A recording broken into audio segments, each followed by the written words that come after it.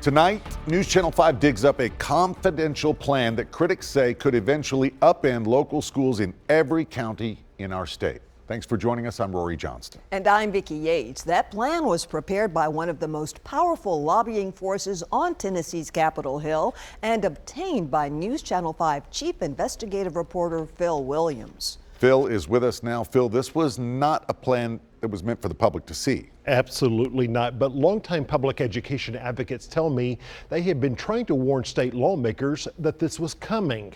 Now we have it in black and white.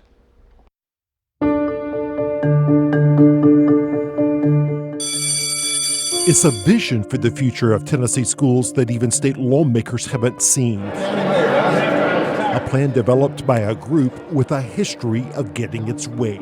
They are the most influential organization in this state. Period, bar none. That group, the Tennessee State Collaborative on Reforming Education, better known as SCORE, is made up of the state's wealthiest people.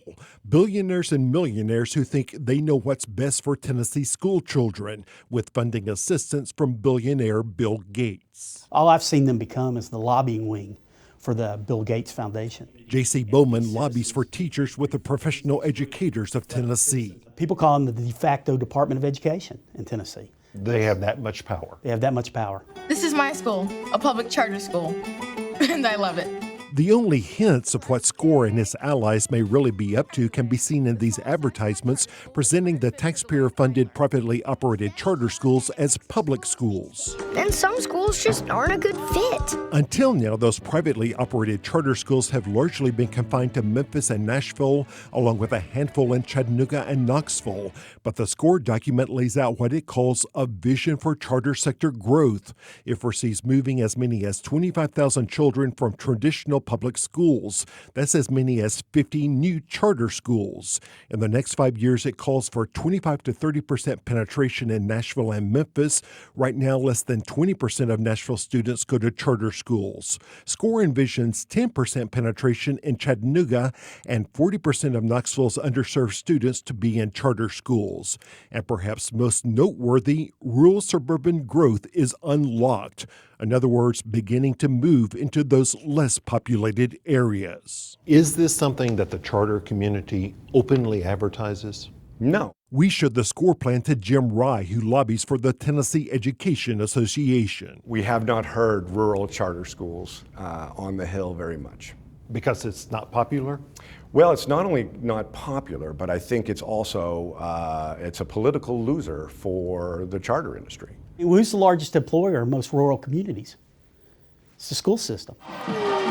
Most of the parents are going to tell you they support their community schools. They still go to some games on Friday night and watch football. They're still involved in their child's education. And there is a real cultural pride and academic pride in these places that somebody saying, we'll do it for you, is insulting in that way. And Rye argues if students are pulled away from traditional public schools in suburban and rural areas, it would trigger school consolidation. You're going to have to close some schools. You'll have to close schools. There's no doubt about it.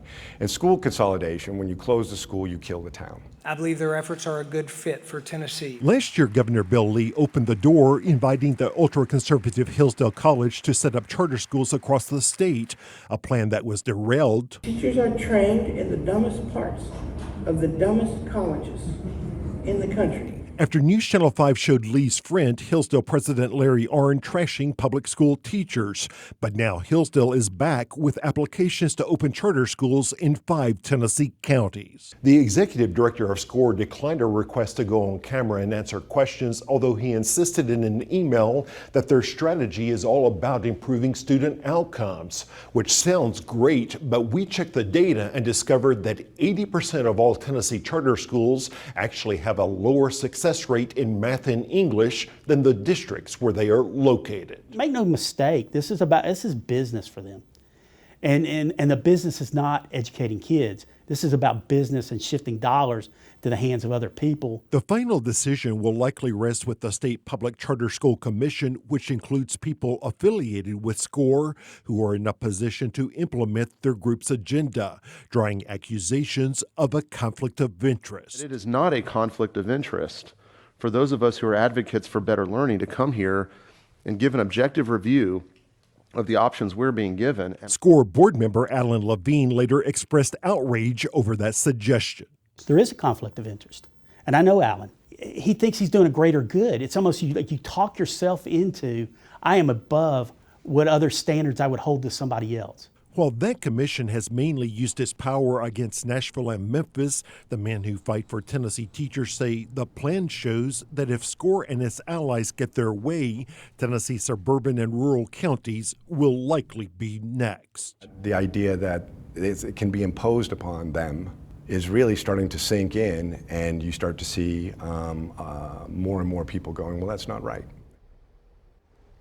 Now, some might argue that this would be a good idea if it means better schools, but critics say if you look at the data that we've now posted online, the evidence of that is not as clear. In fact, Rory, some charter advocates have started talking about charter schools as being a place that reflects the worldview of the parents and not necessarily producing better educated children. And this debate will go on for sure. Absolutely. Thanks. And by the way, you can watch all of Phil's previous revealed investigations right now on newschannel5.com/revealed, as well as on all of our streaming apps. Thousands of Tennesseans are still without power days after dangerous wind knocked down trees and